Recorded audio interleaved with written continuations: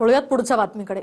शेती अनुदानासाठी अनेक शेतकऱ्यांना यंत्रणेचे उंबरठे झिजवावे लागतात। मात्र देशाच्या केंद्रीय कृषी राज्यमंत्र्यांना फक्त 15 दिवसात तब्बल 99 लाखांची सबसिडी मिळाल्याचं समोर आलंय। तर काकडीच्या शेतीसाठी खुद्द मंत्र्यांच्याच अखत्यारीत येणाऱ्या या खात्यानं त्यांच्याच शेतीसाठी अनुदान मंजूर केल्यानं आता नवा वाद उभा राहिलाय। पाहूयात।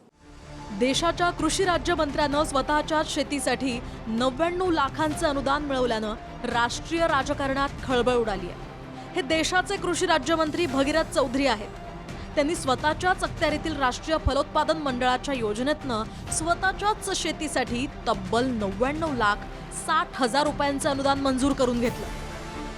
रंजक म्हणजे ज्या मंडळानं अनुदानावर मंजुरीचा शिक्का मारला त्याच मंडळाचे स्वतः मंत्री हेच उपाध्यक्ष आहेत। राजस्थानमध्ये एक केंद्रीय मंत्री आहेत चौधरी नावाचे। इकडे शेतकरी आलेत का रे? सगळे खुश आहेत का? तुमच्या मालाला शेतमालाला भाव मिळालाय?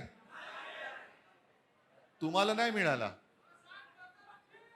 पण चौधरी नावाच्या त्या माणसाने काय केलं, तो या समितीचा उपाध्यक्ष आहे, त्यांनी स्वतःच्याच काकडीच्या शेताला 99 लाखाचं अनुदान देऊन टाकलं। बसा बोंबलत तुम्ही, हमी भाव पाहिजे, हमी भाव पाहिजे, हमी भाव पाहिजे।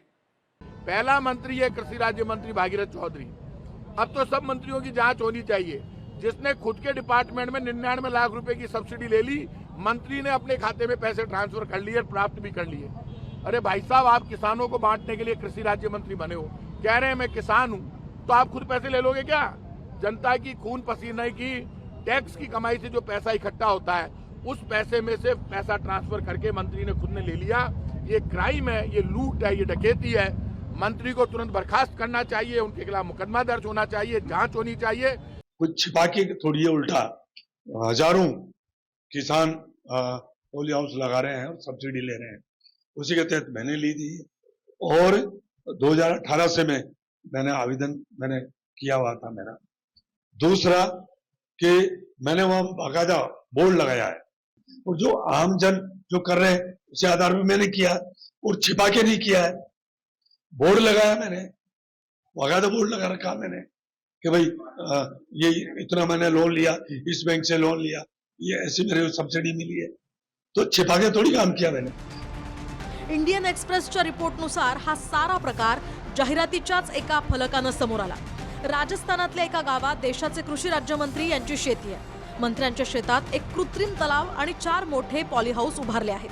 तिथल्या एका फलकावर हा प्रकल्प राष्ट्रीय फलोत्पादन मंडळ कृषी मंत्रालय भारत सरकार यांच्या सहाय्याने उभारण्यात आल्याचा स्पष्ट उल्लेख आहे।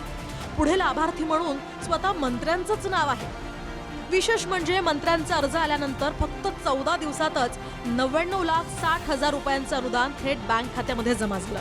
काँग्रेसनं या साऱ्या प्रकारावरून भाजप सरकारवर सवाल केले। दुसरीकडे लाभ घेणाऱ्या मंत्र्यांची अद्याप प्रतिक्रिया समोर आलेली नाही। Bureau report, TV9 Marathi.